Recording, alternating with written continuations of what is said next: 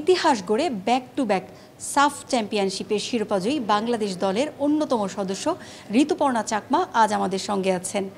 পাহাড়ে বেড়ে ওঠা ঋতুর ফুটবল নিয়ে নানা স্বপ্নের কথা জানবো আজ। ম্যাচ জয়ের পর তোমাদের দুজনের একটা ভিডিও খুব ভাইরাল হয়েছে। তুমি এবং মনিকা চাকমা চমৎকার পারফর্ম করছিলে। এই কাজটা নর্মালি আমরা ব্রাজিলের ফুটবলারদের মধ্যে দেখে থাকি যে তারা চমৎকার কোনো পারফর্ম করার পরে বা কোনো টুর্নামেন্ট জয়ের পরে এরকম মাঠে নেচে গিয়ে পারফর্ম করে থাকে। তো তোমার কাছ থেকে আমরা এই জিনিসটা দেখলাম। তো তোমার প্রিয় দল কি ব্রাজিল? আসলে আমার প্রিয় দল হচ্ছে আর্জেন্টিনা এবং আমার আইডল হচ্ছে ক্রিস্টিয়ানো রোনালদো। তার স্কিল আমি ফলো করি সবসময়, চেষ্টা করি তার মতো খেলার।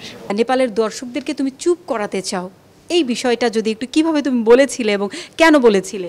আমরা যখন মাঠে নেমেছি প্রায় আমাদের এগেনস্টে প্রায় 15,000-এরও বেশি দর্শক ছিল। তো ওই ক্রাউডের মধ্যে লাস্ট মুহূর্তে যে একটা গোল করেছিলাম, সো আমার মাথায় একটা চিন্তা ছিল যে কিভাবে চুপ করানো যায় তাদেরকে।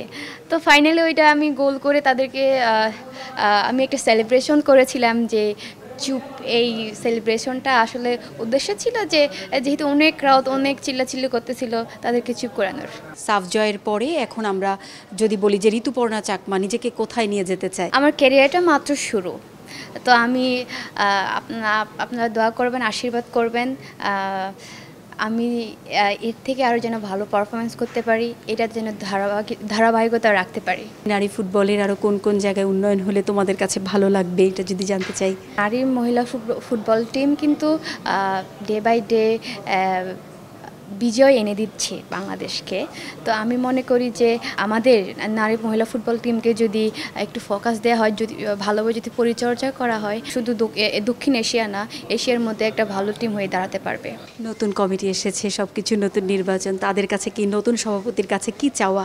আমাদের একটাই চাওয়া যে আমাদেরকে যেন ভালোভাবে পরিচর্যা করা হয়।